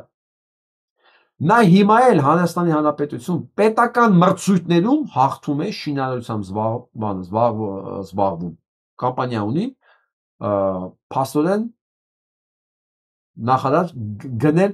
Սանոսյանի ու էլի մի քանի ԿՊ-ականների հետ։ Այս մասով սակայն մեր հետաքննություն առաջիկայում կհրապարակեն։ Մյուսը մեծահարուստ Կոմիտաս Կարապետյան, ով Հայաստանում դարձել է հսկայական ունեցվածքի տեր, նրա եղբորանով գնացված է Լերմո սպան, ուրեմն 236 միլիոն եւ կոպեկներով դրամ է ստացել Արցախի ներդրումային հիմնադրամից։ Հեկետ կառուցելու համար, որոնց մեծ մասը չեն կառուցել ուղղակի։ Համ ստացել է, որ պետք է կառուցի, համ չի կառուցել, համ է չկառուցած հեկերի դիմաց կոմպենսացիա է ստացել։ Սկսում եք ինչ թվի մասին է խոսքը։ Ուստեղ մի հատ բան է ունեցվածքի ցանկ գլուխներ կպտտվի հասցեներով, տներով, Մերի Կարապետյանների սրակինն է, տներով, հասցեներով, Մոսկովիայում, ինչ որ էլիտար շենքում, էս էլ մնացածով, սս թվերով նա եկել է։ Ո՞նց։ Ժողովուրդ ջան, միջև Արցախի հանձնելը աշխարհում մի քանի բիզնես կա, որ ամենաեկամտաբերն են։ Դա պրոստիտուցիան է, նարկոմանիան ու զենք վաճառելը։ Դե դրանից զուտ մեկ էլ կազինոները ասենք, որ այդպես մեծ փողեր կարելի է միանգամից աշխատել են։ Ոչ մեկ չգիտեր, մի բան էլ կա, որ մենակ հայերը կարող են անել, հələ ոչ մեկ չէր արել։ Դա երկիր վաճառելն է։ Էլի տեսեք know-how, էլի sense բիզնեսի տեսակ, որ էլի հայերը հորինեցին, էլի փաստացի։ Ոչ մեկի մտքով չեր անցել, որ կարելի է երկիրը վաճառելով դառնալ միլիարդատեր կամ միլիոնատեր։ Դրա համար էլ Հայաստանում մի անգամից այս միլիոնատերերի քանակը ավելացավ։ Մի անգամից սկսեց ծաղկել էլիտար շինարարությունը։ Ինչ է հաշվում։ Ինչ է կարծում։ Նաև ես միշտ ասել եմ, եթե դու ապրում ես մի երկրում, որտեղ ոդինք չկա, անկախնից դու ինչով ես զբաղվում, դու այդ համակարգից անպայման տուժելու ես։ Դա նաև։ Ինչ նախնդիրը։ Մեր շենքերի հետ կապված խնդիր։ Որ շենքերի հետ, ժողովուրդ ջան։ Մեր շենքի անաստած մի կան 64։ Ինչ նախնդիրը։ Մենք խնդրում եմ կես բառով, երկու բառով։ Ուրեմն շենքերում ունենք խնդիր կառուցապատողի հետ, կառուցապատողը սնանկ է ճանաչվել, հողը օտարել ամենական ճանապարհով, որովհետև հողը պատկանել է մեր ընդհանուր նախագծով հաստատված փաթեթին, նախագծից օտարվել է այդ հողը, որի պատճառով մենք չենք կարողանում ոչ շահագործման ակտ ստանանք, ոչ սեփականության վկայականներ ստանանք։ Խնդիրը ներկայացրել ենք բոլոր պատկան մարմիններին, ոչ մի արձագանք չունենք, հինգշաբթի օրն էլ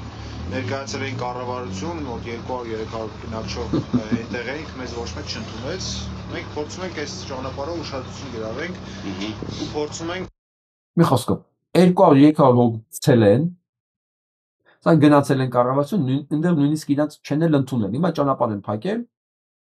ոստիկանությունը ներվել է, ճանապարհ խեք փակում, աղբի ջան, գցել են, էլի, հա ինչ անենք։ Ո՞նչ են գցում, բա, այս մարդիկ մի ձև պետք է ապրեն, թե չէ։ Պատկերացնում եք ինչ է նշանակում 300 հոգու գցել, ամեկից քանի տասնյակ հազար վերցած կլինեն։ Մենք ներողություն էլի, ներողություն, ես մի բան ասեմ։ Այսինքն ոչ համանձնի, ներողություն ես մի բան ասեմ էլի։ Մենք ալտերնատիվ ճանապարհներ թողել ենք։ Մենք այնպես չի, որ անենց ենք փակել, որ այդ ձեր ասած շտապօգնության կամ հրշեջ մեքենաները չկարողանան երթևեկեն։ Ալտերնատիվ ճանապարհները կա, մենք այդ հասկացողություն ունենք, մենք չենք խոչընդոտել այդ ալտերնատիվ ճանապարհները չենք փակել։ Տիգրան Պետրոսյանով ճանապարհը կա, այս բակային տարածքներով ճանապարհները կա, մենք չենք փակել դա։ Մենք միջոցներ փորձել ենք ինչ-որ միջոցներ ձեռնարկել։ Կառուցապատողի հետ 5 շաբթի օրը դուք կառուցապատող եք ասում, մենք 5 շաբթի օրը կառավարությունում ենք եղել։ Կառավարություն ասում է 200 հոգով գնացել են կառավարություն նույնիսկ չի էլ ընդունել, ասում դու կառուցապատողի հետ խոսել եք։ Անայք ջան լավ էլի։ Ջան լավ էլի, դու տղամարդ ես։ Լավ էլի։ Դու թքած ունի մեր վրա, մեր խնդիրները թքած ունի, հասկանում եք։ Մենք էլ ուրիշ միջոց չունենք պայքարելու։ Մենք 3 տարի այս խնդրին բախվել ենք, վերջի անցյալ տարվա սեպտեմբերից սկսած փորձել ենք քաղաքակիրթ եւ իրավական մեխանիզմներ օգտագործելով մեր խնդրի տեղ հասցնենք ու այդ խնդրին լուծում ստանանք։ Դիմումները գրել ենք վարչապետին էլ, դատախազին էլ, քննչական կոմիտեի նախագահին էլ, քաղաքապետին էլ, բոլորին գտել են ու ոչ մի արդյունք չկա, մարդիկ հիմա ստիպված ճանապարհ են փակում։ Ժորժ ջան, այս ամեն ինչ ունի մեկ լուծում։ Փաշինյան Նիկոլը իր ամբողջ ոհմակով պետքա գնա բանտ ու սկսեն ընդերից ցուսմունք տալ։ Սկսեն կոմպենսացնել բոլորին։ Իհարկե բոլորին չեն կարող կոմպենսացնել, ես չեմ պատկերացնում, ասենք մարդու երեխում որ տարել սպանել են, կամ հայրենան զրկել են, դա ոնց են կոմպենսացնելու։ Իսկ պատասխան տան։ Բոլոր իրանց ոհմակով, իրանց այսօրվա նախարարներով, իրանց գրպանի գործարարներով, բիզնեսմեններ իբր ճակերտավոր, հա։ Հələ Գրզոն, Լֆիկն, Արսենյանները, բոլորը, դրանք բոլորը պետք է գան դաշտ, միջև վերջի կոպեկով գան ներկայանան, այս հարցերը բաղով պետք է լուծի, պետք է լուծեք ես։ Այս բոլորի բանալին մի տեղ է, մյուս կիրակի 16-ին, սրանք պետք է մեկ ձայն չհավաքեն։ Եվ բոլորի հարցերը լուծվում է։ Դուք ստիպված ձեր փողոցները չեք փակելու, որովհետև եթե ձեզ թվում է սրանք մնացին, դուք ձեր փողերը հետ եք ստանալու։ Ես նույնիսկ եմ կրկնում, չի կարող լինի Հայաստանում մի ոլորտ, որտեղ մարդը ասի, ամեն ինչ վատ է, բայց այստեղ լավ է, ես ոչ մի բանի չխառնվեմ, քաղաքականությամբ չզբաղվեմ, ու սա ինձ չի վերաբերվում, չի լինելու։ Ես երևի հաղորդում չկա, որ տարբեր ֆորմատով, տարբեր առիթներով չխոսեմ։ Չի կարող լինել։ Գնանք առաջ, արագ գնանք տեսնենք ինչա կատարվում աշխարհում ու հետ գանք։ Իսրայելը, ինչպես ես ասել եմ, սա երբեք չի համաձայնվել, չի հանձնվելու, չի դադարելու։ Հիմա էլ հարավային Լիբանանն է ռմբակոծում։ Ինքը չի հանձնվելու, ինքը ռազմական հանցագործ է։ Այս երկրի գոյությունը, այս սիոնիստական երկրի գոյությունը եւ խաղաղությունը դրանք անհամատեղելի բաներ են, ոնց որ Ադրբեջանը Ալիևի գլխավորությամբ ու Նիկոլի ներկայությամբ Հայաստանում, որովհետեւ միջև Նիկոլը Ադրբեջանի մասին մենք չգիտեինք։ Մենք գիտենք, որ մեկ-մեկ սահմանում կրակում է մեր վրա։ Ավել բան չգիտենք իր մասին։ Ու մեզ ինքը հետաքրքիր չէր։ Հիմա սրանք ու խաղաղությունը անհամատեղելի բաներ են։ Անհամատեղելի։ Ես կարծում եմ, որ սրանց հարցերը շատ շուտով լուծվելու է։ Շատ շուտով, որտեղ երկու հարված գոտկատեղից ներքև արդեն ստացել են։ Պայթել աղումբը, հիմա սպասենք այս հետևանքներին։ Աջորդը։ Թուրքիան արդեն մեղադում ցեղասպանության մեջ եւ 37 հոգու իր դատարանով դատապարտել է արդեն։ Պատկերացնում եք։ Թուրքիան առանձին 37 հոգու Իսրայելից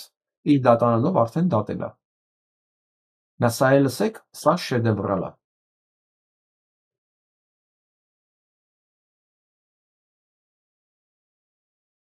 Former president,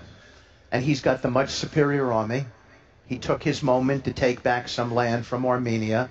And we were sitting in the Oval Office, and the president asked the President Aliyev, while the president of Armenia was there, why did you stop? Like, you had them on the run. You've got the bigger military. What made you stop? And he said, because that's all I... Թրամփը Ադրբեջան բանը Ալիևին հարցրել է Նիկոլի մոտ նստած։ Ասում է դու ինչի կանգնեցիր պատերազմը։ Դու առավելությունն էիր, ասում իրենք էլ փախնում էին, ասում է, այդ process-ի մեջ։ Դու ինչի կանգնեցիր պատերազմը։ Պատկերացնում եք։ Չի ասում ինչի է սկսել պատերազմը, Թրամփ ասում է ինչի կանգնեցիր, ինչի միջև վերջ չգնացիր։ Հեսա մտածելակերպը նայեք։ Ու մարդկա սա հետ հույսեր է կապում։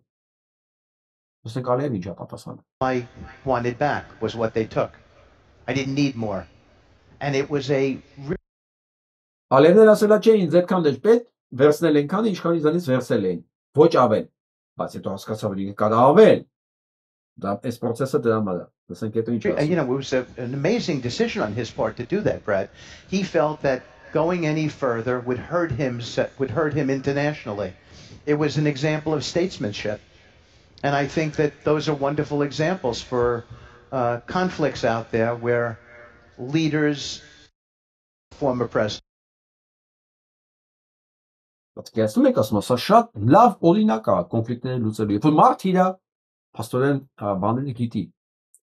սահմանները գիտի, որ առաջ չգնաց, որ international պրոբլեմներ չունենա։ Սա Թրամփի ներկայացուցիչն է, Վիտկոֆն է։ Սա Նույնիսկ ասում, աշխարհի ամենահզոր դեռ հզոր եւ ազատիկ երկրի նախագահի ներկայացուցիչն է։ Ասում որ հանկարծ միջազգային ինքը պրոբլեմ չունենա։ Սա երևի տեղյակ չի, որ Ալիևը արդեն պրոբլեմ ունի, որ Ալիևը արդեն ռազմական հանցագործ է։ Սա երկու խնդիր ունի։ Առաջինը, որ ինքը կատարյալ ապուշ է, դա իրան չի ներվում, չի արդարացնում։ Մյուսը, որ հայկական կազմակերպությունները աշխատանք չեն արել այս ուղղությամբ։ Աշխատանք չի արված։ Ուսանք ներկայացնում են Ալիևին կարգին լուրջ քաղաքական գործիչ, որ ինքը ավելին չգնաց, որ ինքը միջազգային օրենքի հետ խնդրեմ չունենա։ Տեսնում եք։ Ես ձեզ համար անակնկալ ունեմ։ Դուք ունեք խնդրեմ միջազգային օրենքի հետ։ Ուղղակի դուք այդ մասին անգրագետ լինելով չգիտեք։ Բայց դա չի նշանակում, որ խնդրեմը չկա։ Չէ, կա խնդրեմ։ Խայտարակ բան ա եղել։ Դեմոկրատներն ամեն ինչ արել են, որպեսզի մերժեն են նախագիծը, որով թույլատրվում է Թրամփին հարձակվել Վենեսուելայի վրա։ Դեմոկրատները պարզվել են սենատում։ Եվ փաստորեն ազատ է ձեռքերը, որպեսզի Թրամփը հարձակվի Վենեսուելայի վրա։ Թրամփը որ եկել էր, որ բոլոր պատերազմները կանգնացներ, որ ինքը խաղաղության մրցանակ ստանար, դրա փոխարեն Պաշտպանության նախարարությունը փոխեց պատերազմի նախարարություն, պատերազմները չեն կանգնել, հիմա էլ հարձակվում է Վենեսուելայի վրա։ Միևնույն ժամանակ հասցրել է քանդի ամբողջ երկրի տնտեսությունը, օրենսդրական համակարգը, երկիրն էլ սարքի 0։ Որի արդյունքում լսենք սա։ The Saudis entered into an oil sales deal with the Chinese, and for the first time ever, and I mean literally ever, they didn't pay in dollars. The Chinese didn't pay in dollars. All oil transactions around the world have to be in dollars. Կներեք, ես ասում եմ Չինաստանն վաճառել Սաուդյան Արաբիան։ Չինաստանը վճարել է Սաուդյան Արաբիային։ Կներեք, Չինաստանը յուանով է վճարել Սաուդյան Արաբիային։ Right. This deal was in yuan, and the Saudis accepted the yuan. That set the precedent. It broke this long string going back to the 1930s. Well, now that the Chinese have been paying in yuan, the Brazilians said, you know what? If the yuan is a legitimate international currency, we should join with the Argentines, the Chileans, and I think they said the Mexicans, and we should make a Latin American currency, and we should stop using dollars. Ամերիկայի մեծ հանրահայրները ինչին ասել է այս ընթացքում, որ դոլարն էր վճարվող գումարը նավթի դիմաց, որի արդյունքում էլ ինքը հզոր էր, ուժեղ։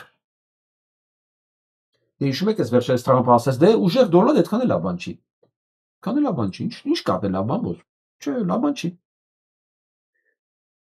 Եթե արդեն Սաուդյան Արաբիայից կարողանում են գնել յուանով եւ Սաուդյան Արաբիան ընդունում է, իսկ այդ ինչի պետք է չընդունի որ։ Ինչի պետք է չընդունի, երբ որ Ամերիկայի Միացյալ Նահանգները 800 միլիոն դոլարի պարտք ունի, սա լսենք։ Which they do. Then of course, if China owns 800 billion of US debt, which they do, then of course the United States as the borrower has to pay interest, which means Ամերիկայի Միացյալ Նահանգները Չինաստանին պարտք է 800 միլիարդ դոլար։ Կեսում եք։ Ամերիկան Չինաստանին է պարտք 800 միլիարդ դոլար։ Ու ոչ միայն դա փողը պետք է տա, նաև տալիս է տոկոսներ։ Եվ ասում է, ասում մենք պարտք ենք Չինաստանին։ Մենք ոչ միայն փողը պետք է տանք, նաև տոկոս ենք տալիս դրա դիմաց։ Մենք տոկոս ենք տալի մեր աշխատավարձից, մեր սոցիալական ծախսերն ենք պակասացնում իրան աշխատավարձ ենք տալի, նա այդ տոկոսներով եւ փողերով ուժեղացնում է իր բանակը։ Ինչ է կարծում, ասում է, մենք ինչքան կարող ենք այս վիճակում մենք աղքատանանք ինք Հայաստանը բանակը ուժեղանա ու ինչքան ամերիկանցը զքելու։ Լավագույն հիմա այս երկու նորությունը կապեմ իրար հետ։ Ամերիկան ուժեղ է պահում ամերիկյան դոլարը, որովհետեւ նավթի վաճառքը, որ ամենամեծն է, դրված էր դոլարի վրա։ BRICS-ը, փաստորեն, որի անդամն է եւ Սաուդյան Արաբիան, եւ Չինաստանը, Բրազիլիան, Արգենտինան եւ այլն, բոլորը փաստորեն կարող են։ Եվ արդեն տենց որոշված էր վաղուց։ Ու եղավ առաջին գործարքը, որ իրանք հրաժարվում են դոլարից եւ եղավ այդ գործարքը։ Սաուդյան Արաբիան ընդունեց յուան։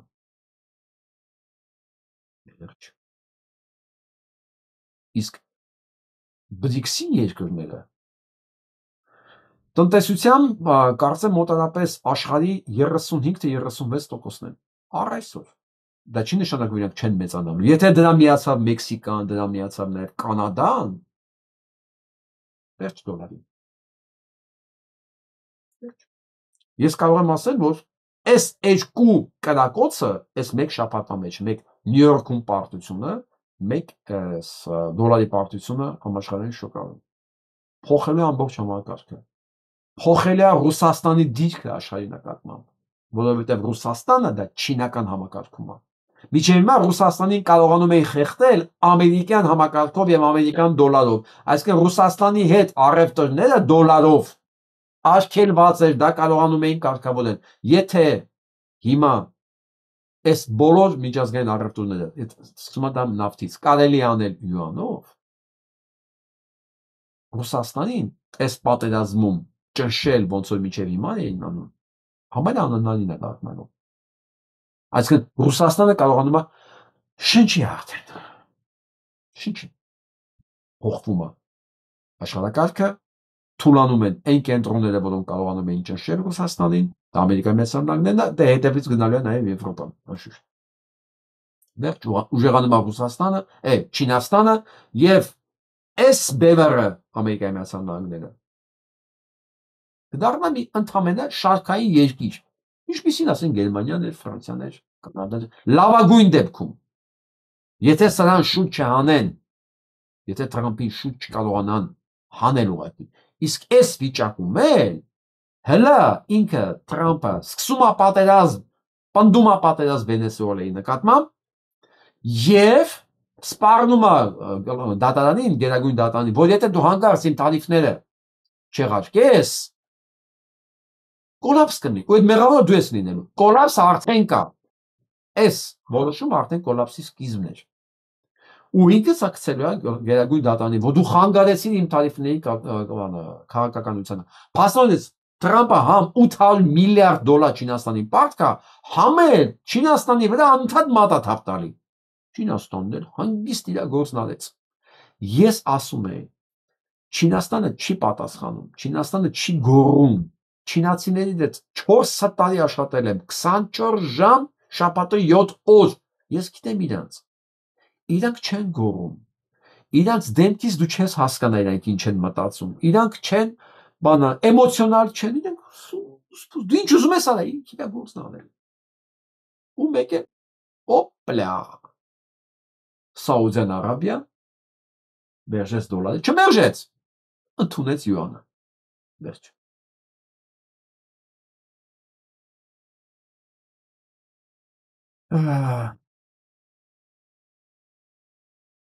Հետաքրքիր նորություն կա Դանիայից, որ մարդիկ մտածում են առաջարկություն է սա, մինչև 16 տարեկաններին արգելեն, սա հետաքրքիր բան է։ Ընդհանրապես դպրոցներում սոցիալական մեդիաներից օգտվել։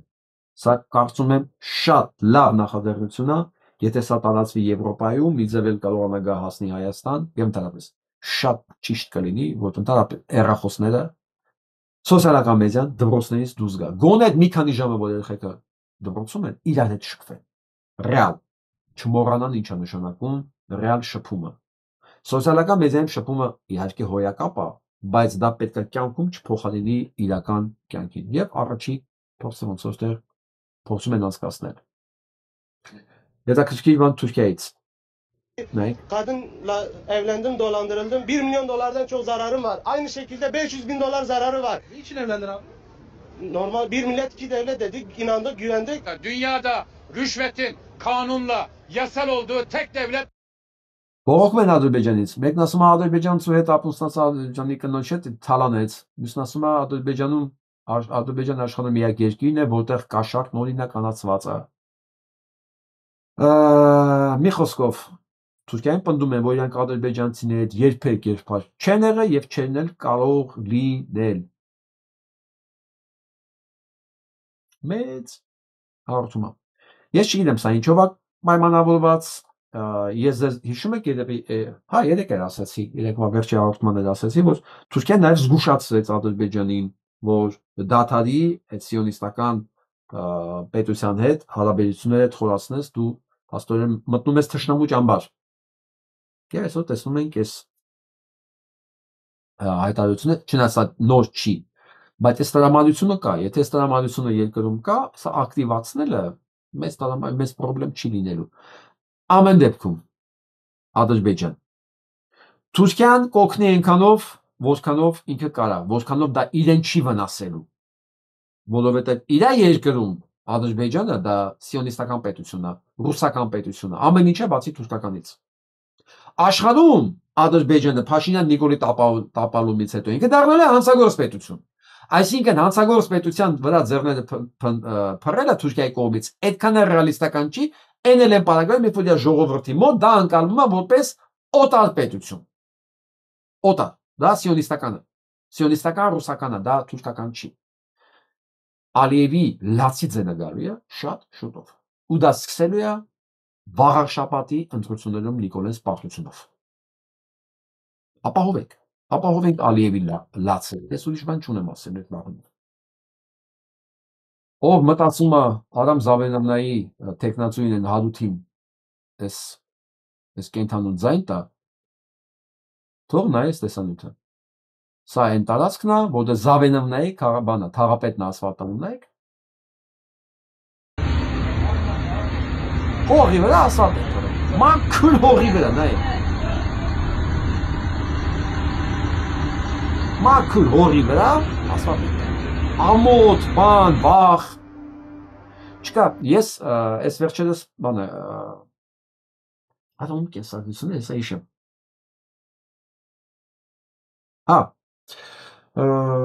Կարծեմ Տադիվերդիևի կենսագրությունն էի կարդում, հայրը եղել է շատ կարևոր տնտեսագետ, շատ բարձր մակարդակի, որի պատերազմի ժամանակ իրան տեղից տեղ են գործուղել, մի խոսքով դա ինքը բանակ չի գնացել, որովհետև շատ կարևոր էր ինքը տնտեսության համար։ Շատ։ Այդ էլ պատերազմի ժամանակ տնտեսագետները շատ կարևոր էին, որովհետև լոգիստիկան, ապահովում, բան պետք էր ապահովել, հա, թիկունքը պատերազմի ժամանակ, բայց 49 թվականին այդ նույն տնտեսագետին դատեցին, ուղարկեցին գուլագ։ Գիտեք ինչի՞։ Չի, հիմնավորումով, իբր որ իր սխալ հաշվարկների պատճառով տնտեսությանը վնաս է տվել եւ դա վերագրել են թշնամու կողմից որպես սաբոտաժ։ Տեսեք, մի կադր տնտեսական, որը պատերազմի ժամանակ անփոխարինելի էր, ամեն ինչ լավ էր, 49 թվականին ասում են, չէ, ձեր գործունեությունը վնաս է տվել ու 10 տարով գուլագ։ Եթե սա, ես չեմ հիմա Ստալինի գովքը չեմ անում, սա քրեորեն հետապնդելի է, սա պետության բանա միջոցները դիտավորյալ փոշիացնել է, որովհետև ամենաապուշին նույնիսկ սրանց այս նույն ասած փռողիներին էլ հասկա, պարզ, որ քարերի հողի չորացած տերևների վրա ասֆալտ փռելը չի աշխատելու, դա չի ասֆալտ անելու ձևը, հա։ Դա պետք է որոշակի խորություն ունենա, տակը արդեն պին լինի, բիտումով լցած լինի, որ այդ հողի եւ ասֆալտի կպչունը կպնելը ռեալ լինի եւ եկե տակը պին լինի, որ ինքը նստվածք չունենա, հետագայում ճաքեր մի խոսքով ստանդարտներ կան, հա։ Այդ ստանդարտները ՏՕ-ն, տեխնիկի условия, պետք է ապահովված լինի։ Սա տնտեսական սաբոտաժ է։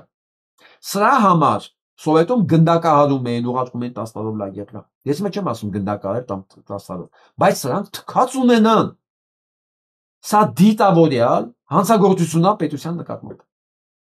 Պետության բյուջեի, հարկատուի նկատմամբ սա հանցագործություն է։ Հարգելի վարշապացիներ։ Սա բանը մասիվն է։ Զավենովնայի թաղապետն է։ Հիշում եք այն, որ ծեծել էին։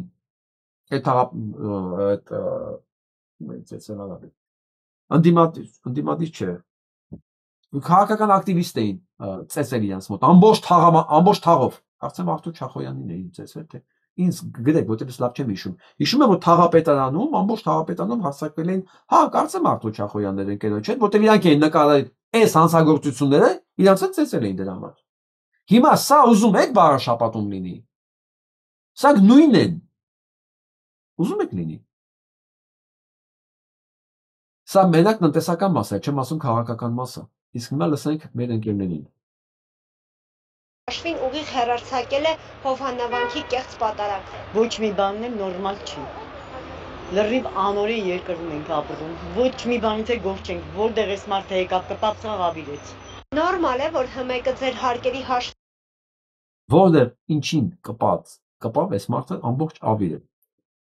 Վարշապատցիներ ջան, չմոռանաք էլի։ Նայեք սա։ Կարծում եմ մենք մի խնդիր ունենք, մեր արած աշխատանքներ պետք է ներկայացնենք, ավելի լավ ներկայացնենք, ավելի տեղյակ լինեն մարդիկ, որովհետև ահռելի ծավալի աշխատանք է արվում, դուք ահռելի ծավալի աշխատանք եք անում։ Տեսեք ժողովուրդ ջան, նոր բարեկարգված մանկապարտ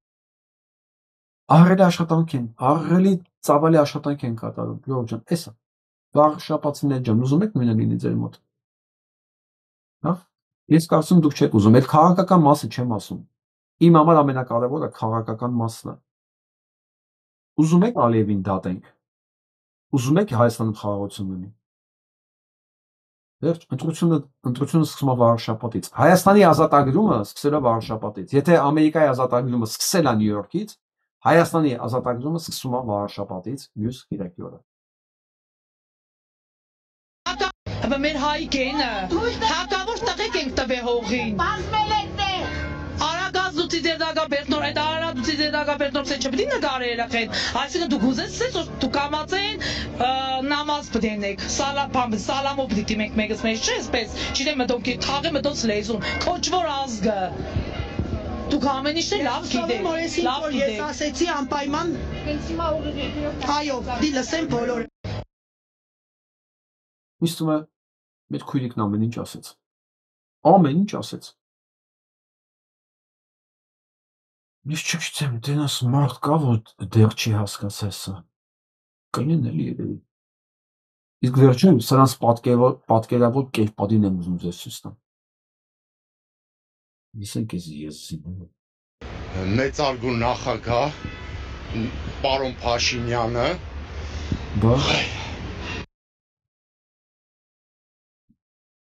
մեծարգուն նախագահ պարոն Փաշինյանը զտադյուն քպայական է, ինչ հպարտություն ունի իր դեբիլության մեջ, զգացեք սա բացառիկ երևույթ է, մարդկային տեսակ եզակի, որ իր դեբիլության մեջ անսահման հպարտություն կա։ Հայաստանի Հանրապետության նախագահ կաշխատի մինչև մոտավորապես 4050 թվականը։ Վերջ։ Իսկ ով է երաշխավորում այդ նախագահությունը, անձամբ ես։ Հա։ Ինչու։ Որովհետև Վերջ, Ժորժ ջան, կարան գնանք քնենք։ Փաշինյան Նիկոլը սենց երաշխավոր ունի։ Էլ մենք ով ենք ստեմ իջամատենք։ Մինչև 4050 թվականին պետք է նախագահ աշխատի։ Ճիշտ է, հանրապետությունը բարդ բան է, խորհրդարանական է դեռ։ Ինքը տեղակ չի, դան չեն ասել, որ տնտեսությունը չընկնի։ Այ եթե լրագրողն ասել, բայց ինքը նախագահ չի, իսկ թվում է, տեսնեք ինչ ասում ես ամենը։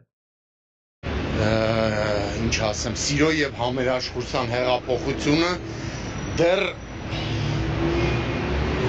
շատ երկար պետք է շարունակվի։ Գիտեք, մենք հիմա սիրո եւ համերաշխության հեղափոխության մեջ ենք ապրում։ Դեմքից չերևում ես մարդու։ Դեմքից չերևում։